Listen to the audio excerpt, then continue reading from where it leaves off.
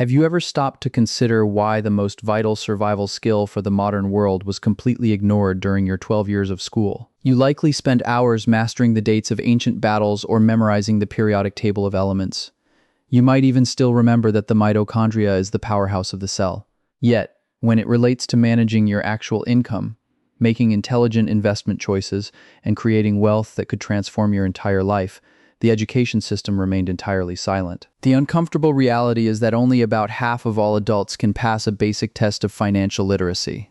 This means if you are standing in a room with 10 people, at least 5 of them have no idea how to properly handle their money. In fact, the average person can only correctly answer 48% of fundamental financial questions. Most people are essentially failing at managing the one resource that dictates every single life choice they make. The massive gap between those who build incredible wealth and those who struggle from paycheck to paycheck is not usually about luck. It is not necessarily about having wealthy parents or earning a 6-figure salary. The defining factor is financial literacy. Today, we are going to dive into every essential topic that should have been taught in the classroom but never was. By the time we finish, you will understand exactly where your finances stand right now and how to build a realistic plan tailored to your specific situation. We will learn how to build wealth even if you are currently struggling to make ends meet. We are going to explore budgeting that does not feel like a punishment and emergency funds that provide genuine security. We will discuss debt strategies that actually work and the basics of investing that are easy to understand. We will even look at the age-old debate of whether you should buy or rent your next home. This is different from the typical financial advice you see online because we are not going to pretend everyone has a massive inheritance or a giant salary. We are dealing with real life, real budgets, and the genuine challenges that people face every single day. If you are tired of feeling overwhelmed by money or stressed about your future, you are in the right place because we are about to change your trajectory. Before we dive deeper into the strategies that will secure your future, make sure to join our community here at Billy Finance. If you want to master your money and finally take control of your financial destiny, hit that subscribe button now so you never miss an update. Let us begin with a step that might feel uncomfortable but is absolutely mandatory for your success. You must understand your financial starting point. Most people have no clue where they truly stand, which is like trying to reach a destination without knowing your current location on a map. Your financial reality consists of 3 vital numbers that reveal the true state of your health. First is your net worth, which is simply the value of everything you own, minus everything you owe to others. Second is your monthly cash flow, which is your total income minus your total expenses. Third is your financial runway, which calculates how long you could survive if your income suddenly stopped tomorrow. Net worth is a powerful metric because it tracks your overall progress more accurately than any other number. To find yours, add up the value of your cash, your savings, your retirement accounts, your car, and your home if you own one. Then, subtract every debt including credit cards, student loans, car payments, and mortgages. For households under 35, the median net worth is actually less than $39,000.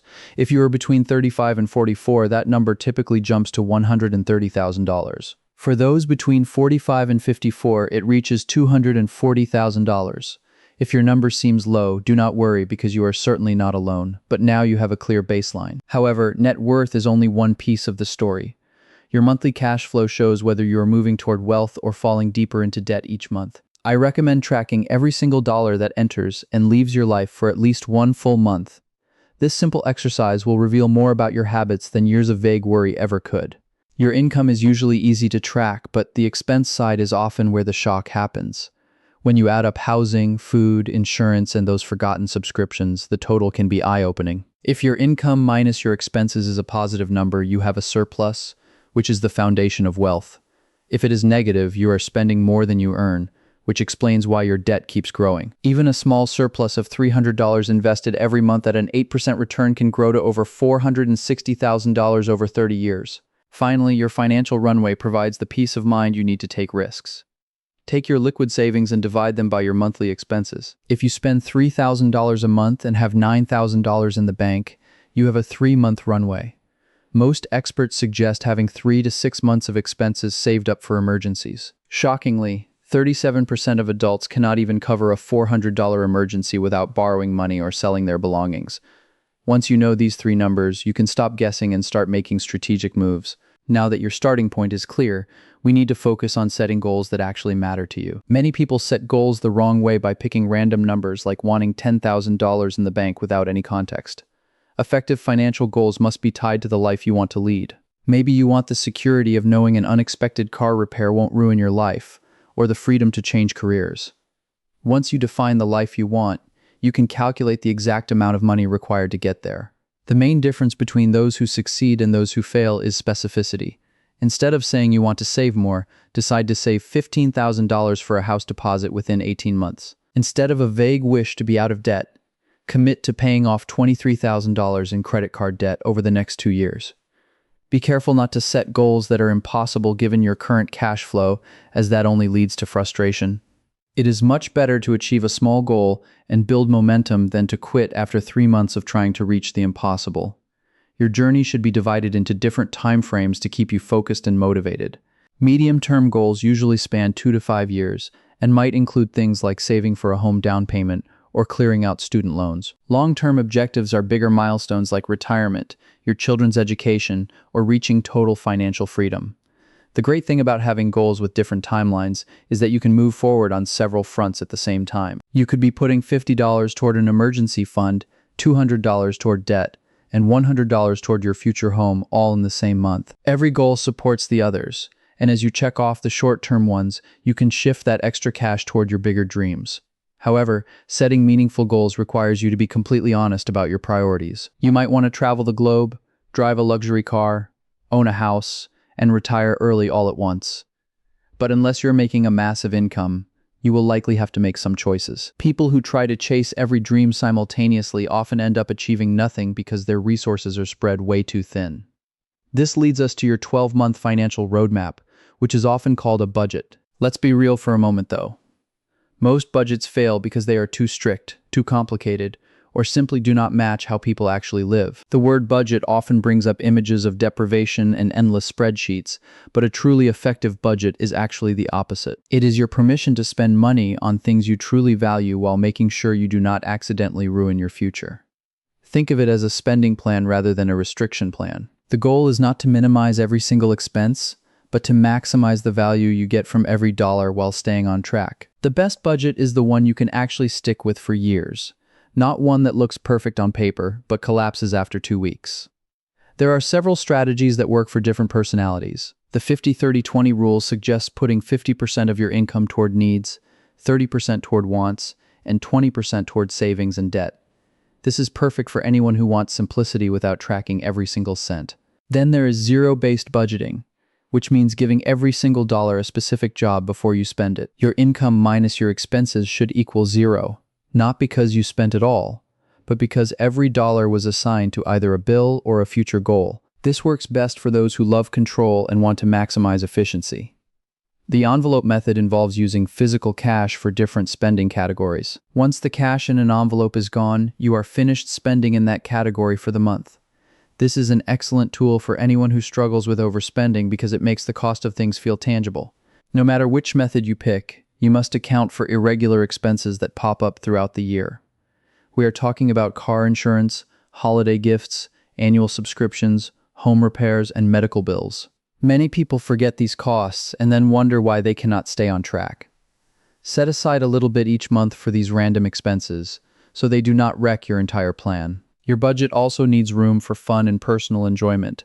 A plan that allows for zero entertainment is a plan that will not last. Make sure to include money for dining out, hobbies, or whatever brings you happiness. The secret is being intentional with this spending instead of letting it happen by mistake. A truly great budget evolves as your life changes and actually gets easier to manage over time. Start simple, watch your progress, and adjust things as you go. If you plan for $300 for groceries, but consistently spend $400, you need to either find ways to save at the store or update your budget to reflect reality. Fighting against your natural habits is exhausting and simply cannot be sustained. The goal is not a perfect spreadsheet, but a sustainable system that helps you spend with purpose. When it comes to making progress, let us talk about smart saving strategies that protect you when life gets messy. Smart saving is not just about hiding cash under your bed or letting it sit in a checking account where inflation eats its value. It is about understanding different types of goals and matching your money to the right accounts. Let us start with the emergency fund, which is perhaps the most vital financial concept that no one wants to think about until they really need it. An emergency fund is exactly what it sounds like, money reserved strictly for real emergencies. It is not for a flash sale at your favorite shop or a last-minute weekend trip that you will regret by Monday. The standard advice is to save 3 to 6 months of expenses. But let us be realistic about what that looks like for most people. If your monthly bills are $4,000, we are talking about $12,000 to $24,000 sitting in an account doing nothing but providing peace of mind. For someone living paycheck to paycheck, that might feel like $1 million. However, having no safety net is like driving a car without any insurance. You might be fine for a long time, but when something goes wrong, it goes very wrong.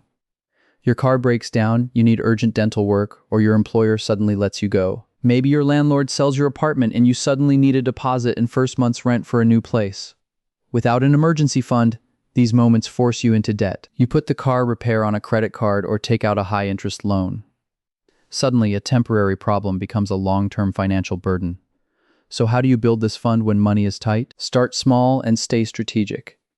Even $25 a week adds up to $1,300 in a single year. That might not cover half a year of bills, but it will handle most minor disasters without ruining your credit. The key is treating this contribution like a mandatory bill, not like extra money you might save if there is anything left over. Because let us be honest, there is rarely anything left unless you make it happen on purpose. Automate your savings so you do not have to rely on willpower. Set up an automatic transfer from your checking account to your savings every single payday. Start with an amount that feels safe, even if it is only $10 a week. As that fund grows, you will notice a major psychological shift. Having even a small cushion reduces stress and makes you feel more confident. You stop worrying about what might go wrong because you know you have protection. But where should you keep this money? This is where many people make mistakes that cost them. Your emergency fund needs to be easy to reach, but not so easy that you spend it on a whim. It should not be in your regular checking account where it gets mixed up with spending money. And it certainly should not be in the stock market where its value could crash exactly when you need it most. High-yield savings accounts are usually the best choice. These accounts pay much more interest than standard savings accounts while still giving you quick access to your cash. Online banks often have the best rates because they do not have the high costs of physical branches. Money market accounts are another solid option, offering decent interest and liquidity. Some even allow you to write checks, which is handy for paying contractors during a home emergency. Certificates of deposit might look attractive because of higher rates, but they lock your money away for a set time. That ruins the whole point of an emergency fund, which is having cash ready when you need it, not when the bank allows it. One thing most people overlook is that the size of your fund should match your specific life, not just a generic rule. If you have a very stable job and a partner who also works, you might be perfectly fine with 3 months of expenses. If your income is unpredictable or you work in an unstable industry, you should probably aim for at least 6 months of expenses in your emergency fund. Your safety net is not a static number, and it must grow alongside your lifestyle changes. The amount of money that kept you safe when you were single and renting a small apartment will not be enough when you have a mortgage and a family to support. Once you have established a solid foundation, you can begin categorizing your other financial goals. Short-term needs, like buying a new computer in 6 months or taking a vacation next year, should stay in high-yield savings accounts where the money is easily accessible. Medium-term objectives, such as saving for a house deposit in 3 to 5 years, might be better suited for conservative investment options that offer more growth than a standard bank account. Long-term goals, especially retirement, absolutely must be invested because inflation will slowly destroy your purchasing power if that money just sits in cash for decades. However, before we dive into the world of investing, we have to deal with the major obstacle that is likely holding you back. We need to talk about debt because carrying high interest balances while trying to save is like trying to fill a bucket that has a massive hole in the bottom. The mathematics of interest can be incredibly harsh, so understanding how it works is vital for your financial health. It is important to recognize that not all debt is the same. We can generally categorize it into good debt, bad debt, and truly terrible debt. Good debt is an investment in your future, such as a mortgage for a home that will likely increase in value or student loans that boost your lifetime earning potential. Bad debt involves borrowing money for things that lose value quickly, like a car loan for a vehicle that depreciates every single day. Truly terrible debt includes credit cards with interest rates above 20% or payday loans, which act as financial poison to your wealth-building journey. Eliminating high-interest debt should be your absolute priority, even before you finish building your full emergency fund. To put this in perspective, if you have a $5,000 balance on a credit card at 20% interest and only make the minimum payments, you will end up paying over $15,000 over 30 years. If you had invested that same money at an 8% return instead, it could have grown to over $50,000 in that same time frame. The true cost of debt is not just the interest you pay, but the massive wealth you miss out on building. When it comes to paying it off, you generally have two effective strategies to choose from. The debt snowball method focuses on psychological wins by paying off your smallest balances first to build momentum. The debt avalanche method focuses on the math by targeting the highest interest rates first, which saves you the most money in the long run. Both strategies are effective, but the snowball method is often better for staying motivated because those quick wins feel great. Regardless of the path you take, you must stop adding new debt and start living below your means. You also need to look at the underlying habits that caused the debt in the first place, whether it was emotional spending or a lack of planning.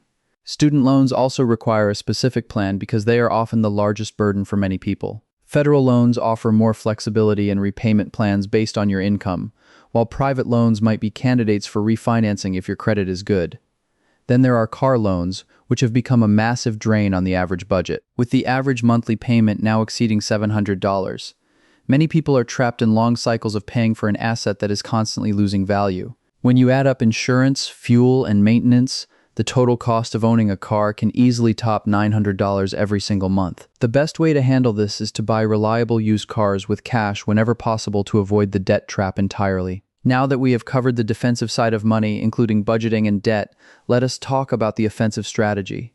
Investing is how you actually build lasting wealth. Many people avoid it because it feels risky or complicated, but the truth is that not investing is the biggest risk of all. Without investing, inflation will slowly eat away at the value of your hard-earned savings. Investing is simply the process of putting your money to work so that eventually you do not have to work anymore. It starts with the basics of buying assets, like shares in a company or pieces of real estate, that you expect will grow in value over time. The ultimate goal is to generate a return that fuels your future financial freedom. Investing allows your money to grow faster than inflation, creating true wealth over the long haul. The real magic comes from compound interest, a concept so powerful it is often called the eighth wonder of the world. Whether that quote is perfectly accurate or not, the principle behind it is undeniably real. Compound interest essentially means you earn a profit not just on your initial deposit, but also on the interest you have already accumulated. While the process starts out small, the momentum it builds over several decades is absolutely massive. Let me give you an example that highlights how much time matters. If you start putting away $100 every month at the age of 25 and earn an average return of 8% each year, you will have more than $700,000 by the time you are 65. However, if you wait until you're 35 to start saving that same amount, your total will only be around $300,000. That 10-year delay literally costs you $400,000, even though the actual amount of money you saved out of pocket was only $1,200 less. This is why time is your most valuable asset when it comes to building a fortune, far more than the actual amount of money you start with. A 22-year-old investing $50 a month will likely end up with more money than a 40-year-old who starts investing $500 a month. In this game, the person who starts earliest does not just get ahead, they build an entire financial empire. So, where should you actually put your cash? For most people, the smartest move is surprisingly simple. Low-cost index funds that track the entire stock market are usually your best option. By buying these funds, you own small pieces of thousands of different companies, which reduces your risk while letting you ride the growth of the whole economy. The S&P 500, which follows the 500 largest American companies, has returned an average of about 10% annually for many decades. This average holds up even though the market lived through the Great Depression, the Second World War, several recessions, and even a global pandemic. Prices will swing wildly in the short term, but history shows that patient investors are almost always rewarded over the long run. Many people mistakenly believe they need to pick winning stocks or time the market perfectly to succeed. The truth is that trying to outsmart the system usually results in lower returns than simply holding a broad fund for several years.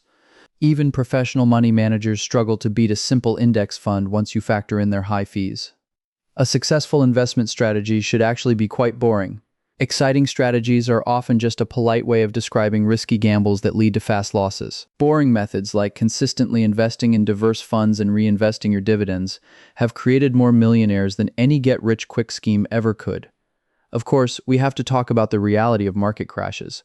Watching your account drop by 30 or 50% during a crisis is terrifying. But here is a counterintuitive secret for younger investors. A market crash is actually a great thing for you. When prices fall, your monthly contributions buy more shares at a massive discount. When the market eventually recovers, those extra shares become incredibly valuable. Think of a market crash as a massive sale on your future wealth. The key is matching your strategy to your timeline. Any money you might need in the next 5 years should not be in the stock market. Short-term savings and emergency funds belong in safe bank accounts, while your long-term wealth is built through the ups and downs of the market. Diversification is vital, but it does not have to be complicated. You can simply choose a target date fund based on when you plan to retire. These funds automatically shift from aggressive stocks to safer bonds as you get older, doing all the hard work for you. Now, where you hold these investments matters just as much as what you buy. If your job offers a retirement plan with a match, that should be your absolute top priority. An employer match is literally free money, and ignoring it is like turning down a pay raise. After that, look into individual retirement accounts, specifically a Roth IRA. While traditional accounts give you a tax break today, a Roth IRA allows you to withdraw all your money tax-free when you retire. For most young people, paying taxes now while your income is lower is usually a much better deal. Standard taxable accounts are also great for flexibility. They do not have the same restrictions as retirement accounts, making them perfect for goals like buying a house or starting a business in 10 or 15 years. You really only need 3 or 4 low-cost funds to be fully diversified. A total market fund, an international fund, and a bond fund will cover almost everything you need. The most important thing is consistency, often called dollar cost averaging. By investing the same amount every month, you naturally buy more when prices are low and less when they are high. Investing requires a level of emotional discipline that many people struggle with. When your balance drops, the urge to sell everything is strong, but that is exactly when you should stay the course. Successful investors see market drops as a clearance sale on future wealth. They continue to buy when things look scary because they know they are getting the best deals. Real estate is another popular path to wealth, but it is not as simple as it looks. The house you live in is not really an investment because it does not put cash in your pocket every month. Being a landlord is more like running a small business than a passive investment, as it comes with tenant issues and constant maintenance. If you want real estate exposure without the headache, look into real estate investment trusts, also known as REITs. These are companies that own property and pay out their profits as dividends, which you can buy just like a stock. The choice between buying and renting your home is one of the biggest financial decisions you will face. Traditional wisdom often claims that renting is just throwing money away while buying a home builds equity. However, this oversimplifies a very complex decision that depends entirely on your specific circumstances. Home ownership can certainly be a powerful tool for building wealth, provided you buy the right property at the right time in the right location. You also need to stay there long enough to offset the massive transaction costs involved in the process. But we have to remember that owning a home comes with significant expenses that go far beyond a simple mortgage payment. Property taxes, insurance, constant maintenance, and unexpected repairs can add up to much more than most first-time buyers ever expect. Let's look at a realistic scenario to see how the numbers actually play out. Suppose you purchase a $300,000 house with a 20% down payment. This means you need $60,000 upfront plus several thousand more for closing costs. Your monthly mortgage might be around $1,500, but you will also be responsible for homeowners insurance and property taxes. A good rule of thumb is to budget at least 1% of the home's total value every single year for maintenance and repairs. For our example house, that is an extra $3,000 per year that you need to have ready. Compare that to renting a similar property for $1,800 a month with zero responsibility for repairs or taxes. If you took that $60,000 down payment and the monthly savings and invested them in index funds earning 8% annually, you might actually end up wealthier as a renter. It all depends on how much the house appreciates and exactly how long you decide to live there. The break-even point for buying versus renting usually falls somewhere between 5 and 7 years depending on your local market. If you plan to move within 5 years, renting almost always makes more financial sense. If you plan to stay put for a decade or more, buying often wins out by providing stability and long-term financial growth. Now let's talk about transportation, because the most important decision you will make about your car isn't the brand or the color. It is how much you are willing to let your car costs destroy your potential to build real wealth. The average person now pays over $700 per month just for their car payment. When you add in insurance, fuel, and maintenance, transportation becomes the second largest expense for most households.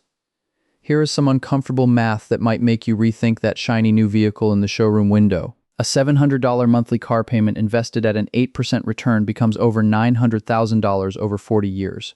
That luxury vehicle isn't just costing you $700 a month today. It is potentially costing you nearly $1 million in retirement wealth down the road. Suddenly, a reliable used vehicle starts to look a lot more attractive. The key to smart car buying is focusing on the total cost of ownership rather than just the monthly payment.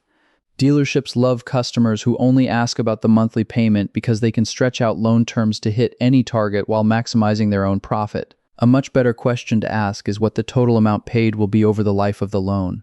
If you absolutely must finance a vehicle, keep the term as short as possible and avoid being upside down on the loan. Never roll negative equity from one car into another, as this creates a debt spiral that can take years to escape. And please, for the sake of compound interest, avoid leasing a car unless you have specific business tax reasons to do so. The best strategy is to buy reliable used vehicles with cash whenever possible. Let someone else take that massive hit of depreciation during the first few years, while you drive a functional car that gets you from point A to point B. Your future self will thank you for choosing practicality over prestige. Now, let's shift our focus to a goal that might feel far away, but is actually the most important one you will ever have. Retirement planning isn't just about having money when you are old. It is about having choices throughout your entire life. When you have substantial savings, you gain the freedom to take career risks or pursue opportunities that might not pay well initially. The mathematics of retirement are both incredibly encouraging and somewhat terrifying. They are encouraging because compound interest can turn modest savings into a fortune over several decades. They are terrifying because most people are woefully unprepared and don't realize it until it is too late to fix the problem easily. Recent surveys show that the median retirement balance for all adults is just $87,000. Using the traditional 4% withdrawal rule that only provides about $3,400 per year in income. That breaks down to roughly $290 per month, which is not a retirement plan. That is a recipe for working forever or living in poverty during your golden years. Social Security will provide some help, but the average benefit is only about $1,800 per month. Furthermore, there are serious questions about the long-term stability of that program. Even if it remains unchanged, it was never designed to be a person's sole source of income. It is supposed to be just one leg of a three-legged stool alongside employer plans and personal savings. A general rule of thumb is that you will need 70 to 80% of your pre-retirement income to maintain your lifestyle. If you earn $60,000 a year now, you will need between $42,000 and $48,000 annually in retirement. If Social Security covers $20,000 of that, you still need to generate over $22,000 from your own savings. Using that same 4% rule, you would need between $550,000 and $700,000 saved up. That might sound impossible, but remember the sheer power of time and compound interest. If you start investing just $300 a month at age 25 and earn 8%, you will have over $800,000 by age 65. If you wait until age 35 to start, you will only have about $370,000. If you wait until 45, that amount drops to only $150,000. This is why retirement planning cannot be something you just get around to eventually. Every year you delay costs you tens of thousands of dollars in potential future wealth. The good news is that you don't need to have everything figured out all at once. Start with whatever you can afford, even if it is just $50 a month, and increase it whenever you can. Your employer's retirement plan should be your first stop, especially if they offer matching contributions. If your employer matches 50% of your contributions up to 6% of your salary, that is an immediate 50% return on your money. Not taking advantage of an employer match is essentially declining a free raise. After you maximize that match, consider opening a Roth IRA if you are eligible for one. The contribution limits might seem small, but remember that all withdrawals in retirement will be completely tax-free. For young people, paying taxes on contributions now in exchange for decades of tax-free growth is a fantastic deal. Target date funds make investing simple for those who don't want to become financial experts. These funds automatically adjust the mix of stocks and bonds as you get closer to your retirement date. You simply pick the fund closest to the year you plan to retire and let it handle the heavy lifting. It is like putting your retirement planning on autopilot. The key to success here is consistency and a whole lot of patience. You're not trying to get rich overnight, you are trying to get rich slowly and surely. Market volatility will test your resolve many times throughout your career. Staying the course during scary times is what separates successful savers from those who panic and sabotage their own progress. Consider this perspective shift on retirement planning. You aren't just saving for when you're old and gray, you are saving for freedom and options right now.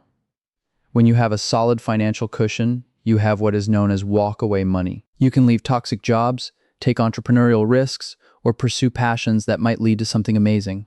So how do you actually reach these big financial goals we have discussed? How do you move from understanding these concepts to implementing them in your busy real life? The answer is actually quite simple, though it isn't always easy to do. Success comes down to creating systems that work automatically, even when your motivation fails you. The very first step is automation. You need to automate your emergency fund contributions, your debt payments, and your retirement savings. When money moves automatically from your checking account to your investment accounts, you don't have to rely on willpower. You also cannot spend money that has already been moved toward your goals. Set up your direct deposit to split your paycheck between your checking and savings accounts immediately. Have your retirement contributions deducted before you even see the money in your bank account. Schedule automatic transfers for your emergency fund and other vital financial targets. Your objective should be to make saving and investing feel like second nature while adding a little friction to your spending habits. The next move is to track your progress regularly without becoming obsessed with short-term market swings. Aim to review your total net worth every 3 months instead of checking it every single day. Go over your budget once a month to celebrate your wins and identify where you might need to adjust your approach. Look at your investment accounts a few times each year, but avoid making major decisions based on temporary market noise. Keeping tabs on your progress serves two vital roles in your journey. It keeps you responsible for your own goals and allows you to change direction if something is not working out. Moreover, it provides massive motivation by giving you visible proof that your hard work is actually paying off. When you see your net worth climbing and your debt disappearing, it becomes much easier to stay the course during tough times. The third step involves building real flexibility into your entire system. Life will inevitably throw you curveballs that can disrupt even the most perfect financial strategy. You will face unexpected bills, income shifts, or family emergencies that force you to pivot your priorities. The secret is to have a framework that can bend without snapping under pressure. This involves creating a solid buffer in your budget for those surprise expenses. It also means having various savings goals so you can shift funds from low-priority items to more urgent needs if necessary. Understand that setbacks are only temporary and they do not mean you should throw away your long-term vision. The fourth step is all about constant learning and fine-tuning your strategy. Your financial literacy must expand over time as your life circumstances continue to evolve. The strategies that worked while you were single and renting might not be effective once you are married with children and a mortgage. While the core principles stay the same, your specific tactics will need to be updated. Keep reading books, listening to podcasts, or consulting with fee-only financial advisors once your situation gets complicated. However, stay cautious of anyone trying to push expensive products or promising returns that seem way too good to be true. The most effective financial advice is usually quite boring and does not earn a commission for a salesperson. The final stage is all about patience and staying the power. Building real wealth is a lot like growing a tree from a small seed. You plant the seeds, water them consistently, and protect them from the elements while you wait for compound growth to work its magic. There are simply no shortcuts that do not involve taking on far too much risk. Anyone telling you otherwise is likely just trying to take your money for themselves. Most people tend to overestimate what they can do in 1 year, but they vastly underestimate what they can achieve in 10 years. True financial success is the result of small, consistent actions repeated over long periods of time. Missing 1 single month of contributions is not a total disaster, but missing 10 years of contributions certainly is. At this point, you have every tool required to master your personal finances. You now know exactly where you stand, how to set goals, and how to build a budget that actually works for you. You understand how to save with purpose, pay off debt, and invest for the long haul while making smart choices on big purchases. The gap of information that used to keep you confused about money is now completely gone. The only remaining gap is the one between knowing what you should do and actually getting it done. That gap can only be closed through direct action rather than more research or waiting for a perfect moment that will never arrive. Your financial future is defined by the steps you take next, and not just what you intend to do someday. Make sure to subscribe to Billy Finance to stay on track with your money journey. I would love to hear your thoughts, so please leave a comment down below. Thank you for being here, and goodbye for now.